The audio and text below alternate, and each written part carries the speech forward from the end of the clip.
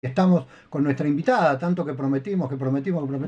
Acá está Vicky Bona, Victoria Bona, que es magíster en Historia Social Argentina y Latinoamericana, profesora y licenciada en Historia por la Universidad Nacional de Rosario, becaria doctoral del CONICET, docente de la Facultad de Humanidades de Artes de la Universidad Nacional de Rosario, docente de la Facultad, eso ya lo dije. Bueno, y secretaria de Organización y Prensa de ATE CONICET Rosario. Hola Vicky, ¿cómo estás? Hola, ¿cómo estás, Claudio? Muchas gracias. Muchas gracias por esperarme, por recibirme. No, un placer de que estés acá con nosotros. Siempre las entrevistas en el piso son mucho más ricas que por teléfono, porque uno puede mirarse a la cara y contestar y preguntar. Así que bueno, la inquietud nuestra como programa de radio que se acerca a la condición de las trabajadoras y los trabajadores, y sobre todo lo que viene pasando con el gobierno de Javier Milei, es intentar entender hacia dónde va la profundización del ajuste que está generando el gobierno y cómo ves que puede ser el futuro de un CONICET que ya viene golpeado desde el año pasado, desde las primeras medidas,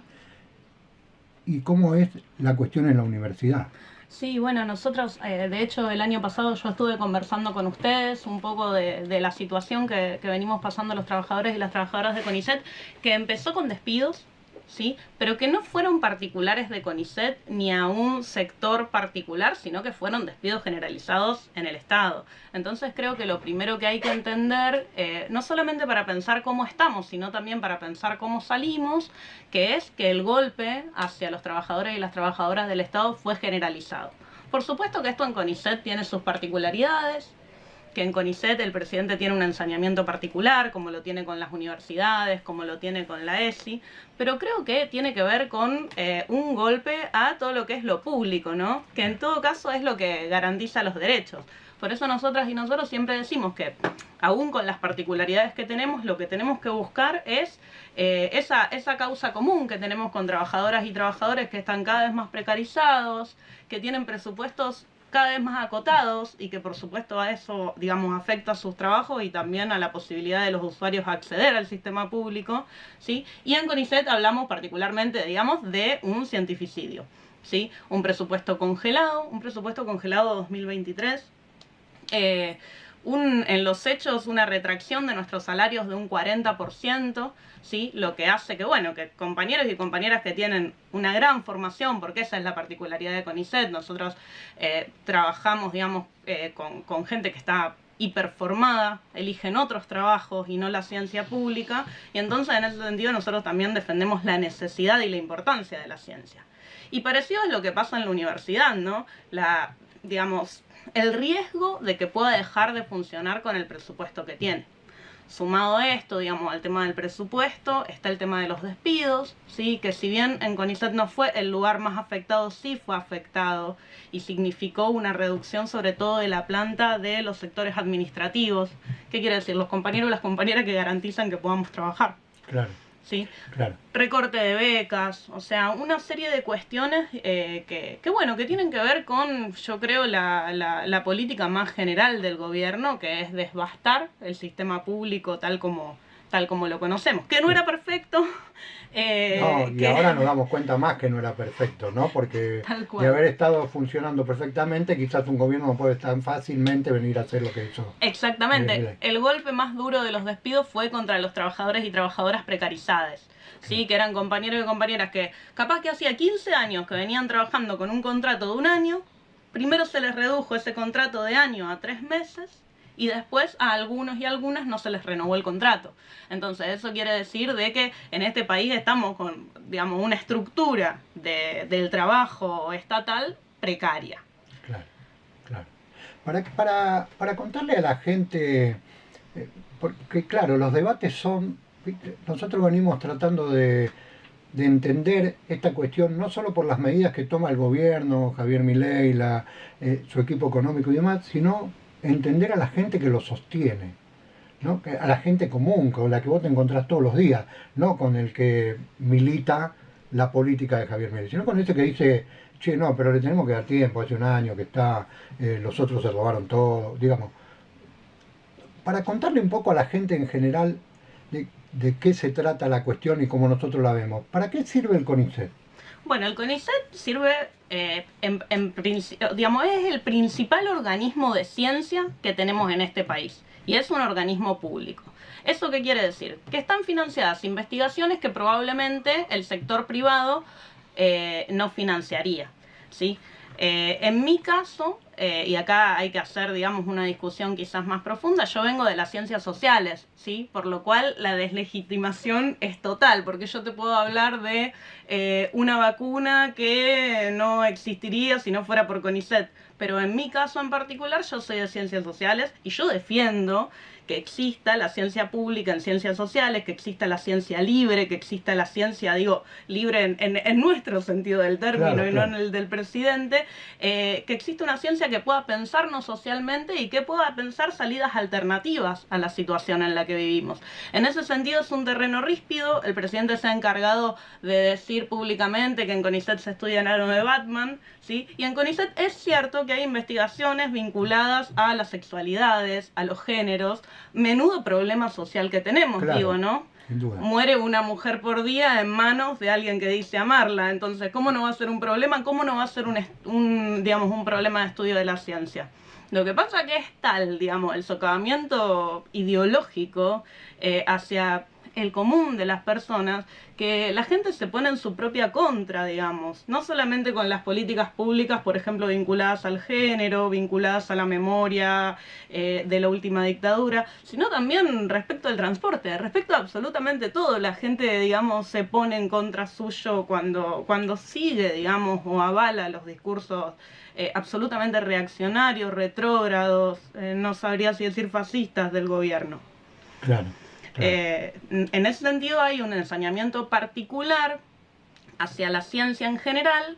Digamos, es un gobierno que es anticientífico también porque no cree en el cambio climático, digamos, como si fuera una cosa en la que se pudiera creer o no creer, ¿verdad? Claro. Claro. Es un gobierno que le saca los medicamentos a las personas que dieron su vida en el trabajo y que hoy merecen estar descansando y que tienen que estar en la plaza comiéndose los palos de la policía.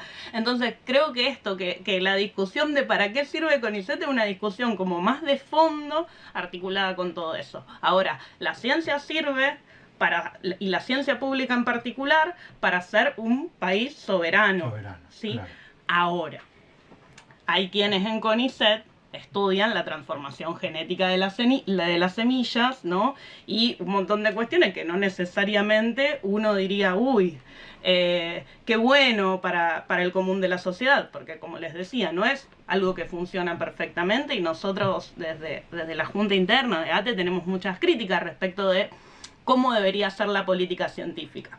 Ahora, la política científica le corresponden a los gobiernos y a los funcionarios que eligen esos gobiernos. La política científica del gobierno de Milei no existe, es nula, es solamente de palo a los trabajadores. No hay una direccionalidad. No le interesa que haya investigaciones, no le interesa que, digamos... Porque claro, tenemos que ir más a fondo, digamos, bueno, vos acabas de decir, el gobierno de Javier Milei no le interesa que la ciencia exista. A los que le interesaron también está esto que vos acabas de decir. Están investigando la transformación de la semilla, que no es lo mejor que le puede pasar a la sociedad, ¿no? Por eso hay múltiples discusiones respecto de qué es la ciencia y para qué sirve. Nosotros y nosotras creemos que la ciencia sirve y que la ciencia sirve como una herramienta de liberación. Bueno, los términos son la dirección de la ciencia. Claro. Esta es, bueno, dejar hacer, ¿sí? Y dejar hacer acotando muchísimo las posibilidades de hacer. Y por lo tanto se recorta todo, porque pese a que él dice que se van a limitar las investigaciones en ciencias sociales o en el ano de Batman o como le guste decir a él, el recorte es generalizado.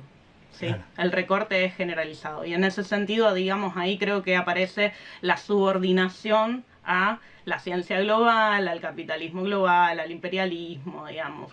Y en ese sentido, digamos, una soberanía, ¿no?, que está en contradicción después con los intereses que tenemos como pueblo, no solamente como país. Claro. ¿Sí? Yo te hago una pregunta más y después quiero derivar a Claudio Gallo a ver que seguramente tiene cosas para inquietarse. ¿Cómo es? Porque a mí lo que me preocupa es que lo que acabas de decir vos es también un poco como que la ciencia le corresponde a los gobiernos y a sus ministros, hacedores o quienes se hagan cargo. No hay una política de Estado en la ciencia argentina, digamos, que determine que lo bueno o lo malo, es decir, bueno, pero esto es política de Estado, esto de acá no se mueve y va a ser siempre así. ¿Cómo es la ciencia en otros países? Por ejemplo, en una potencia como Estados Unidos. ¿Cómo trabajan la ciencia ellos? ¿Cómo, qué priorizan, qué no priorizan? Digamos, porque nosotros, evidentemente, política de Estado en la ciencia no tenemos. Y cuando aparece algo que nos puede ayudar, enseguida está a ver quién se lo lleva, quién lo compra, quién compra la patente, quién, ¿no? Como, Mira, yo siempre digo que cuando una es docente y no sabe algo, lo tiene que decir, así que te lo digo, no tengo idea cómo es la ciencia bueno, en Estados Unidos. Lo que sí intuyo es que debe ser una ciencia vinculada al desarrollo militar, ¿no? claro. Fundamentalmente con, digamos, Pero ¿crees que puede haber una política de Estado ahí? ¿En probablemente haya Argentina una hay una política de política de Estado en Estado. la Y ciencia? hay una política de Estado en tanto y en cuanto las políticas públicas, como se dice ahora, son algo amplio, que tienen que ver con financiamiento, que tienen que ver con direccionalidad, ¿sí? Y efectivamente hay financiamiento para ciencia, porque existe el CONICET y existen otros, digamos, organismos Sí, de investigación, ¿sí? Lo que no quiere decir que haya una planificación claro. seria de ciencia para qué. Entonces ahí ¿Sí? corrijo yo, porque yo estoy convencido de que no hay una política de Estado, pero en realidad sí hay una política de Estado y lo que no hay es un convencimiento soberano y nacional sobre eso. Sí, y también es muy lábil, ¿sí? Lo que hay respecto de otros proyectos. ¿De acuerdo? Hay, por ejemplo, un entramado entre las universidades y el CONICET con empresas privadas. ¿No? Así, bueno, formamos, y se ve mucho con las pasantías, por ejemplo, de compañeros y compañeras de las ingenierías. Sí, Bueno, formamos ingenieros para que trabajen por 2 pesos en Monsanto, por 3 pesos en John Deere, ¿sí? Y se formen en esas empresas, ¿no? Y después sean profesionales para ese modelo. Lo que digo que no hay es una política planificada que pueda responder a la pregunta de para qué y para quiénes es la ciencia. Y en esa bolsa medio difuminada mete la mano el que más poder tiene para meter la mano, claro, ¿verdad? claro.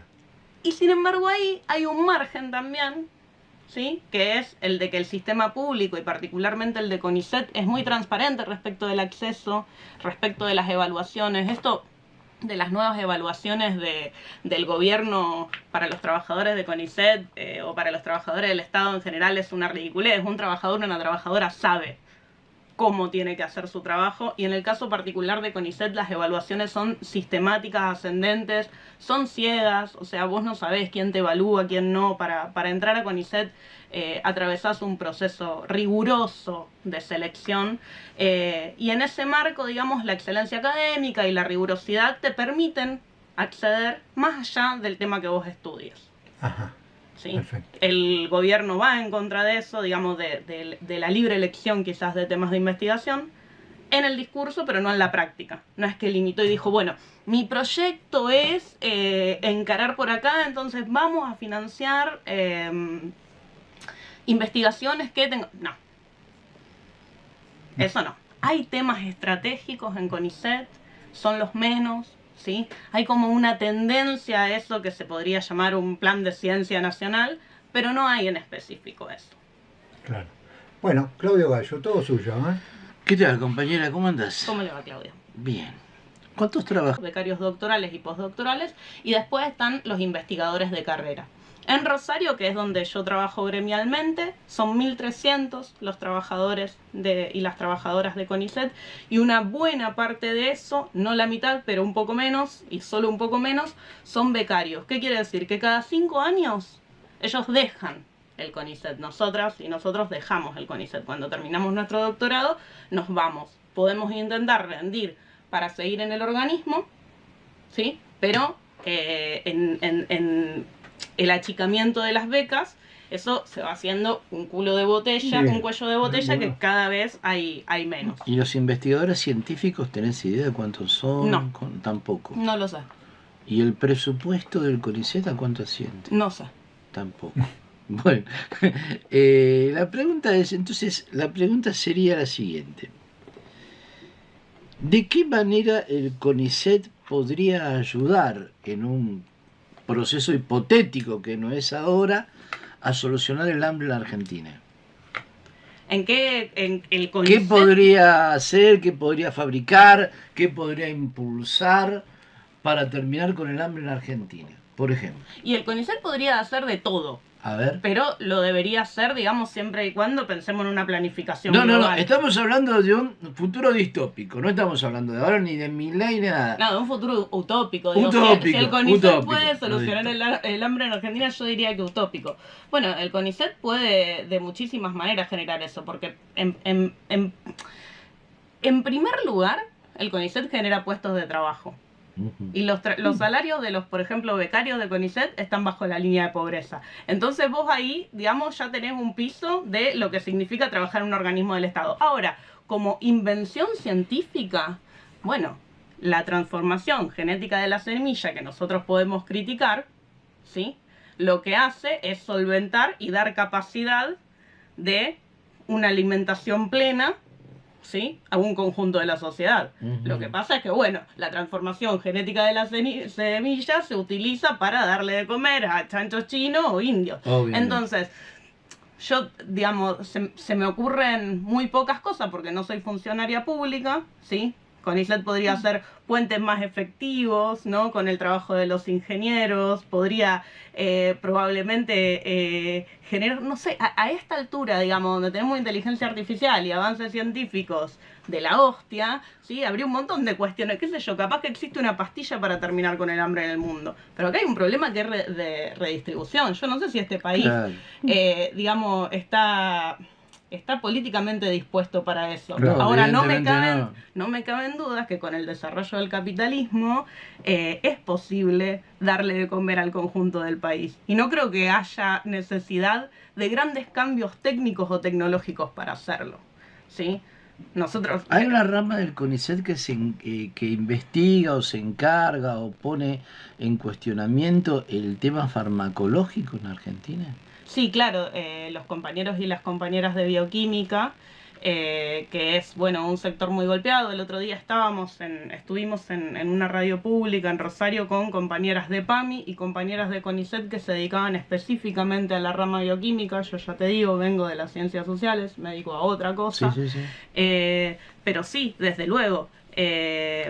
Tenemos compañeros, por ejemplo, que no solamente desde la farmacología, sino también desde los estudios de la salud, estudian el impacto de esos fármacos en enfermedades diferentes. Una, digamos, que se popularizó mucho en estos últimos meses con la lucha de CONICET fue la del Chagas, la del mal de Chagas. Claro. Pero bueno, ¿Sabés por qué te lo pregunto esto? Porque a mí se me ocurrió, a lo mejor es una locura lo que se me ocurre, porque como yo no conozco bien profundamente el tema, te tiro cosas así como para que tratemos de dialogar entre los dos. A mí se me ocurre que a lo mejor los científicos argentinos podrían funcionar creando laboratorios medicinales en donde el Estado Nacional se haga cargo de la producción integral de los medicamentos, para no tener que depender de laboratorios como Reumers o como otros laboratorios que son extranjeros y que nos rompen el tuje en términos de remedios, ¿no? Sí, eso es, digamos, por eso vos me decías un mundo utópico, ¿no? Pero hay que ir un poquito más atrás, porque los insumos para esos medicamentos, y es una de las cosas que plantean los compañeros y las compañeras de bioquímica, son extranjeros. ¿Y acá no se pueden producir? ¿No sabés?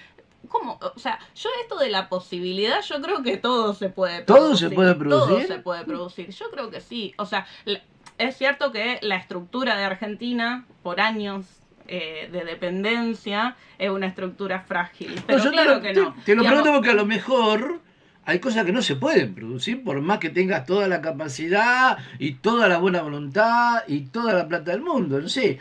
Porque lo que te dicen ciertos tipos en este país, y ciertas mujeres también, es que es imposible desatar el nudo de la dependencia porque hay cosas que Argentina jamás puede producir. Y que la dependencia, por ejemplo, entre otras cosas con los medicamentos, va a ser una dependencia eterna porque, qué sé yo, la cosita que traen de allá no la podemos producir. Yo no creo eso. No creo. ¿Vos decís que no? Yo creo que no. Yo creo que en todo caso, si hay algo que Argentina no puede producir, una revolución social que le permita, digamos, tener las condiciones para producir lo que necesita. Todavía no. Estamos en eso. Por eso, no creo que haya una cuestión de limitación natural, ni mística, No, claro. y todas las cuestiones técnicas económicas, todas las cuestiones económicas y todas las cuestiones tecnológicas son problemas sociales. En ese sentido, digamos, yo específicamente no sé, porque no soy biotecnóloga, no soy farmacéutica, pero, digamos, lo plantearía como una ley general, digamos, que el conocimiento es infinito, ¿sí? Y que en ese sentido nosotros podríamos producir incluso insumos. El problema es que, bueno, vos necesitas una estructura para eso. Y nosotros no tenemos una estructura productiva en la que no podemos producir ni una galletita, ni estos auriculares. Entonces, digamos... claro, y tampoco hay predisposición para que eso se modifique a futuro, digamos, porque vos decís, bueno, no lo tenemos ahora, no está. Pero no vamos podemos, camino a... pero vamos para allá que no vamos a encontrar. No, tampoco. No, exactamente, y por este camino vamos mucho menos, digamos, vos te fijás en el tema del desprestigio de las universidades que está intentando imponer el gobierno, y bueno, y esa formación, digo, la formación de CONICET empieza en la universidad y tal vez más atrás. Claro. Nosotros estuvimos esta semana en una movilización de los compañeros y compañeras docentes de las escuelas primarias y secundarias y la situación es paupérrima, llueve 3 gotas, las escuelas se inundan, ¿qué vas a producir? Claro, ¿qué vas a producir con chicos con hambre, como vos decís? ¿no? O sea, creo que es un planteamiento más general el que hace falta para transformar algo en este país.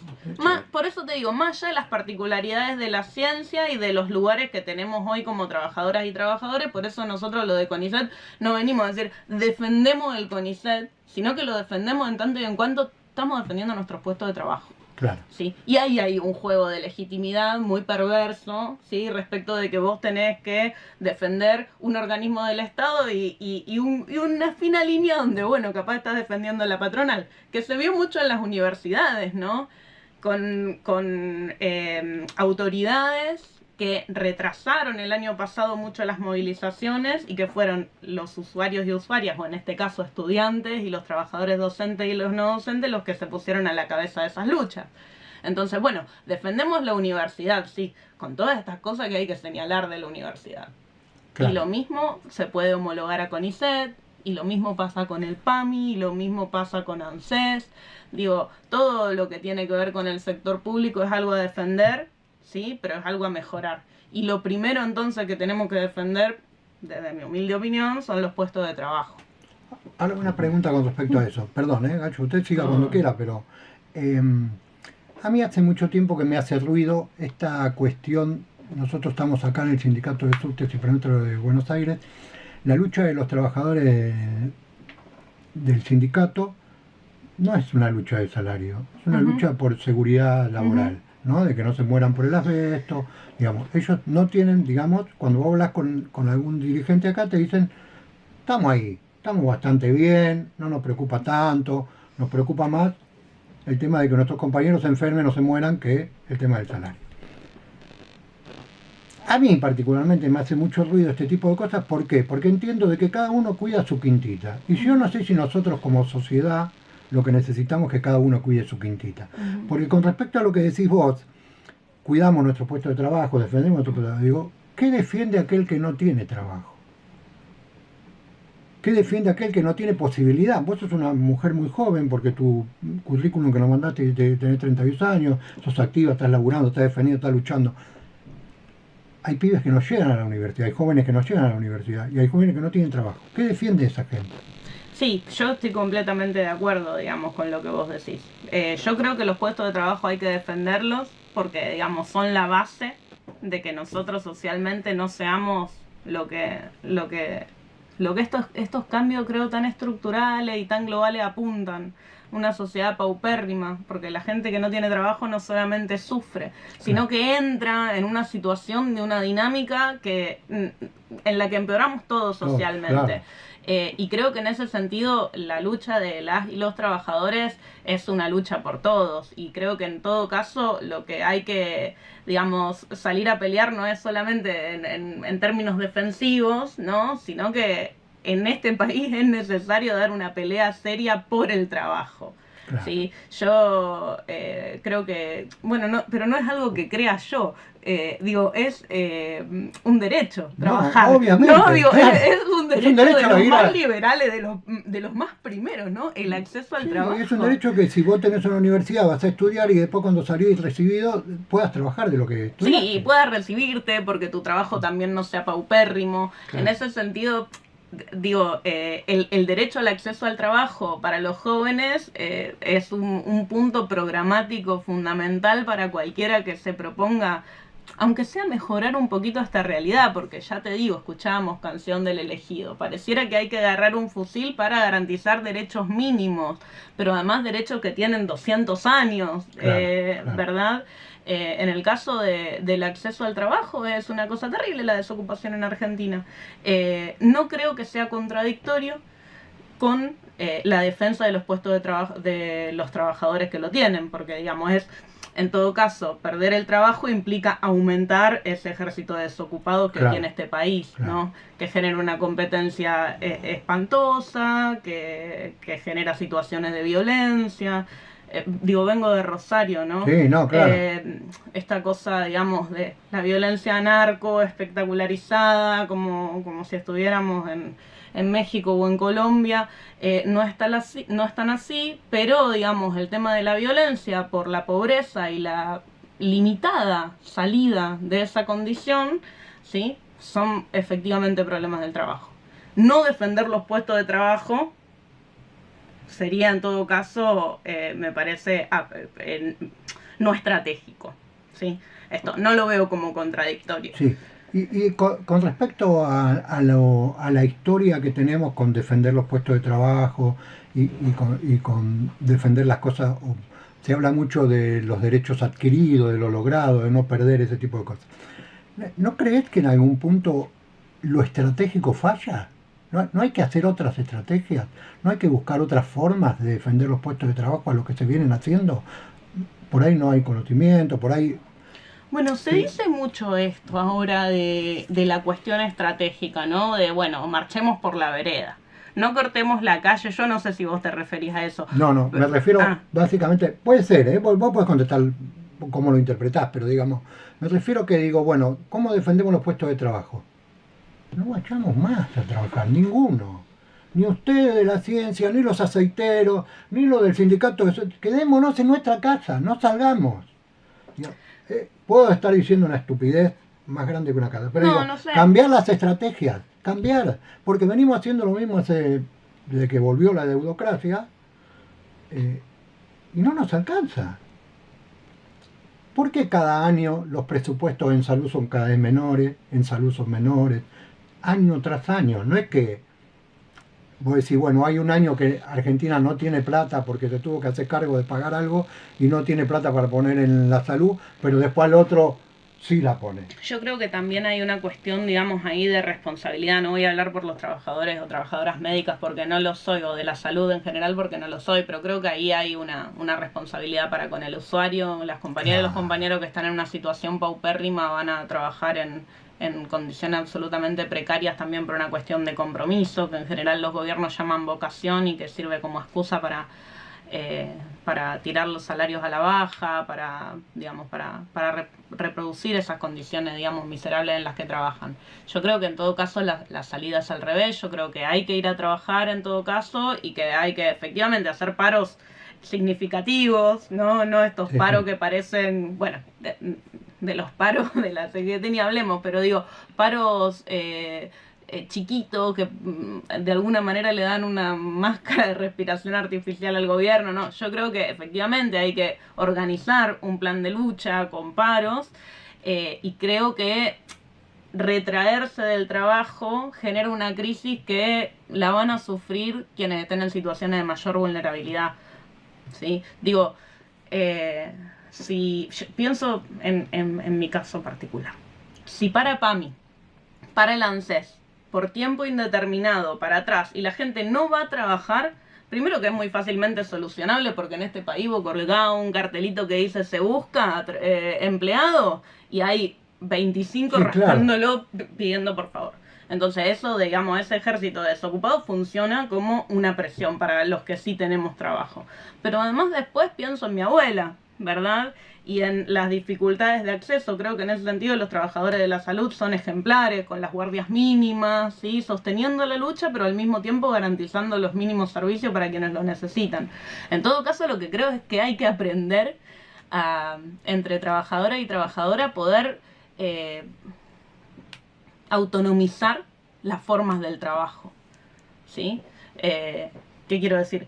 Que nosotros somos quienes sabemos cómo se hacen los trabajos y que bueno, que eso lo podamos tomar realmente en nuestras manos por algo más que un salario, sino por un proyecto también a largo plazo. Pero eso cuesta mucho construirlo. Claro. Gallo, siga nomás. Vos No me estás- preguntes números, Gallo. No, vos estás abocada a las ciencias sociales. Sí. Si vos tuvieras que hacer una radiografía mínima y básica y elemental de la sociedad argentina en estos momentos, en cuanto a la conciencia que tiene o no tiene acerca de sus derechos, ¿qué dirías? No, yo creo que en cuanto a la conciencia, así en los términos más vulgares del término, venimos muy retrasados. El otro día veía una diputada... ¿Hemos involucionado en algún aspecto?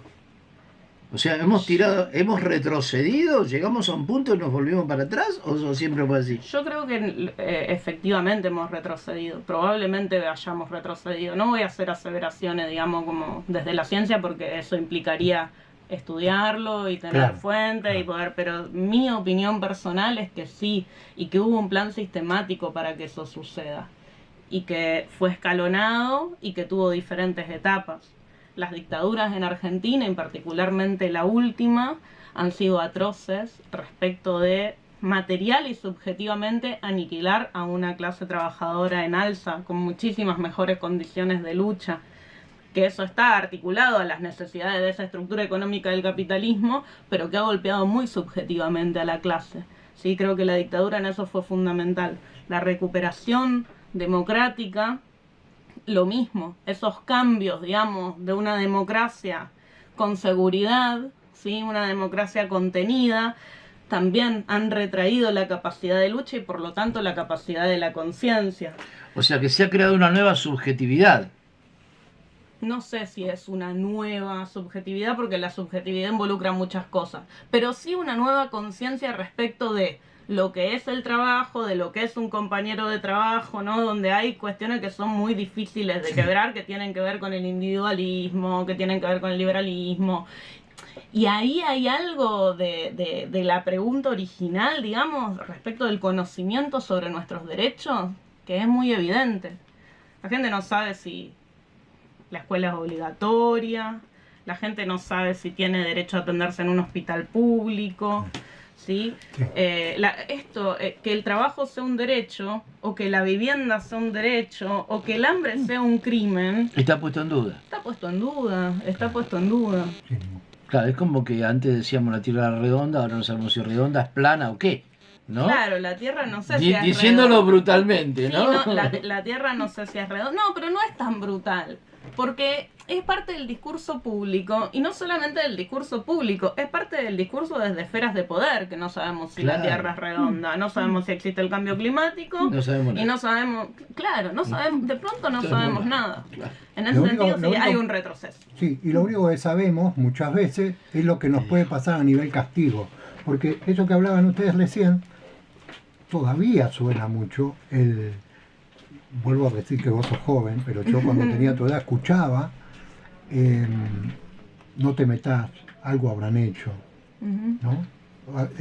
Ocupate de lo tuyo. Sí, bueno, ahora también con nuevas formas. Tal vez no es la forma del miedo a la represalia propiamente represiva, pero sí hay nuevas dinámicas y nuevas formas para los jóvenes y las jóvenes de desinvolucrarlo de la vida social, ¿no? Esto es tu computadora, tus inversiones que esto rinda, anda Claro. al gimnasio, no tomes alcohol, no te juntes con gente, rompe con tu familia porque son unos fracasados. Esos discursos que se instalan, ¿no? De si tu amigo no consigue trabajo es porque no quiere, Claro. no te acerques y fíjate de correrte porque te pone en riesgo a vos tenés que pensar en grande, comprarte el mejor auto aunque no lo puedas pagar porque eso es lo que te va a llevar a estar cada vez mejor. Bueno, son otras formas, ¿sí? Sí. Pero que también instalan miedo respecto del fracaso. Y acá parece que todo fracaso es individual y responsabilidad de uno. Y lo cierto es que hay un plan sistemático de No, sometimiento. claro, si vos hablas, vos que lo debés tener mucho más claro que yo, pero yo en ese sentido soy padre y cuando me fijo en lo que pasa con mis hijos y lo veo alrededor, con los amigos y con un montón de gente, se deprimen. La gente, los jóvenes se deprimen porque no tienen un futuro claro, que excede lo que puedan o no hacer o las decisiones que tomen. Miran para adelante y no encuentran con qué. Y sí. Y la única satisfacción es comprar, tener, como no decir, salgo de este... Sí, hay algo del orden de lo inmediato, digamos que en realidad el orden de lo inmediato es el orden de lo precario. Claro. ¿Quién hoy puede acceder a una vivienda por más de 2 años consecutivos? Si Sí. puede, ahora con esto de que cada 4 meses el alquiler se te va de las manos, digamos, Claro. si puede, en el mejor de los casos puede vivir 2 años en un lugar. Eso subjetivamente. Bueno, para ir cerrando esta maravillosa nota que hemos hecho contigo, que ya tiene bastante tiempo, y este valioso tiempo tuyo que nos has dedicado a nosotros, contanos un poquito cómo viene la cuestión a nivel universitario, cómo estás viendo en Rosario, en una ciudad tan, si se quiere, no vamos a decir picante, pero tan compleja como está ahora la ciudad de Rosario, y qué diferencias notás a nivel universitario en estos momentos a los anteriores. Bueno, yo creo que en Rosario ahora, en lo que es el claustro docente, en Rosario y en todo el país, vamos a un paro de 48 horas. Sí. En Rosario se ha votado llevar al plenario un paro de una semana completa, pero en ese plenario, digamos, de CONADU se ha limitado un paro a entre 48 y 72 horas. Finalmente es un paro de 48 horas. ¿A partir de cuándo? En la semana del 17. El 16 y el 17. Cuando deberían empezar las cursadas. La cursada empieza en esa semana, en todas las facultades empieza, digamos, cada facultad es autónoma de votar su calendario académico, pero sí, ya hay actividades, de hecho estamos tomando exámenes y demás. Los docentes de la universidad vamos a un paro de 48 horas. Y yo creo que en Rosario se está moviendo mucho a partir de lo que fue la experiencia del año pasado. En Rosario en particular. Creo que ha dejado la enseñanza de que una cosa así, que salió del movimiento estudiantil al cuerpo de trabajadores de la universidad, particularmente el de docentes, que es el que integro, no nos puede agarrar desorganizados. Entonces venimos con asambleas, venimos con reuniones y venimos en esa clave siendo muy conscientes de que la universidad como la conocemos, si no hacemos algo, se va en picada. Digamos que es una universidad que no puede funcionar con el presupuesto de este gobierno, con el presupuesto que le asigna este gobierno. Yo números, como evidenció recién Gallo, no conozco. Ahora, lo que sí conozco es llegar al aula y tener un cable colgado, ¿no? No tener condiciones, tener una pila de bancos rotos que no se pueden reparar atrás. Y sí reconozco que yo cada vez que cobro mi salario es miserable. Que no funciona el ascensor. Bueno, el ascensor, eso creo que no funcionó. Nunca en la historia. Creo que nunca en la historia. Ahora, para que te des una idea, un docente que trabaja 10 horas, ¿sí? O sea que hace un cuarto de la jornada en la universidad, cobra 180.000 pesos. O sea, si tiene las 40 horas en la universidad, es 180 por 4. No sé cuánto. 720. 720. Y es un docente de la universidad, digamos, es un tipo que no solamente que fue a la universidad, sino que después se formó, que se sigue formando, que tiene un curso enfrente de 100 pibes, que tiene que corregir 100 parciales. Digo, es una situación que muy se pasó crítica. 20 años estudiando. O más. Sí, o más. Sí, pero 20, más, 25 años. pero más allá de eso es un tipo que está encargado de formar los jóvenes de tu país. Está formando personas que son las que después van a ser las que se ocupen de ciertos temas. Y no, claro, no le puede pagar esa plata. No le podés pagar esa plata porque además un alquiler barato, digamos, para una persona como yo, que no tengo hijos, no tengo pareja, sale 350 lucas en Rosario. O sea que... Estamos hablando que no son 40 horas de laburo. No, son 10 horas de laburo, son 180.000 Sí. pesos. Por 4 son 40 horas. Sí. Pero además son todas las horas que vos estás fuera de tu casa corrigiendo, armando, estudiando. No son 40 horas de que vos haces 40 horas, te vas a tu casa y te desenchufas. No, el trabajo de un docente... son 200 horas por mes, ¿viste? No, esas horas, digamos, se contempla el estudio, se contempla que vos haces un montón de cosas como docente. La universidad, al ser autónoma, ¿no? Funciona también para investigación, funciona para gestión, digamos, hay un montón de cosas para hacer. Vos sos docente universitario y trabajas todo el día.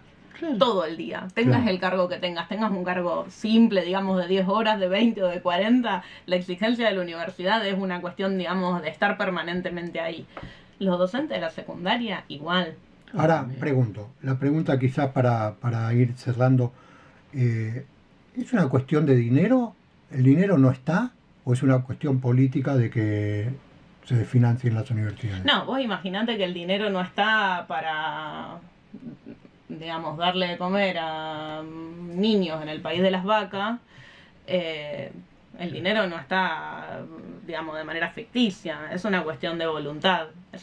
Es cierto, yo insisto, digamos, no creo que la estructura productiva de este país está desarrollada al máximo y acá podamos tirar manteca al techo. Lo que pasa es que me parece que la miseria que hay en este país es incongruente con las posibilidades y la capacidad que este país tiene. Acá hay gente que es muy rica. Claro. Y que no paga un solo impuesto. Claro. Bueno, muchas gracias, Vicky, por habernos visitado. Gallo, ¿le quedó alguna pregunta a usted en el tintero? No, la verdad que no, pero vamos a volver a llamarte. Bueno. Sí, vamos a molestarte siempre, porque cuando claro, quieran. Le contamos a los oyentes y a las oyentes y a los que nos están viendo y a las que nos están viendo que Victoria Bona tiene 32 años, que es magíster en Historia Social Argentina y Latinoamericana, profesora y licenciada en Historia por la Universidad Nacional de Rosario, becaria doctoral de CONICET, docente de la Facultad de Humanidades y Artes de la Universidad Nacional de Rosario. Si a vos te quedó algo en el tintero para contar, algo que nosotros no te preguntamos y que vos querés contarle a la gente, este es el momento. No, más que contar nada, agradecerles por el espacio y también felicitarles por el programa, donde es un programa que hay de todo, ¿no? Sí. Que hay mucho de música, de poesía. Últimamente de estamos puteando mucho. Está difícil la situación. Hace como un programa inquieto de acercarse a las necesidades de las trabajadoras y los trabajadores, ¿no? Y entonces un poco por ahí también nos cuesta cada vez más porque las necesidades son cada vez más, ¿no? Entonces no podemos estar en todas partes. No, sobre todo eso, gracias, muchas gracias. No, gracias y a vos. encantada de estar acá.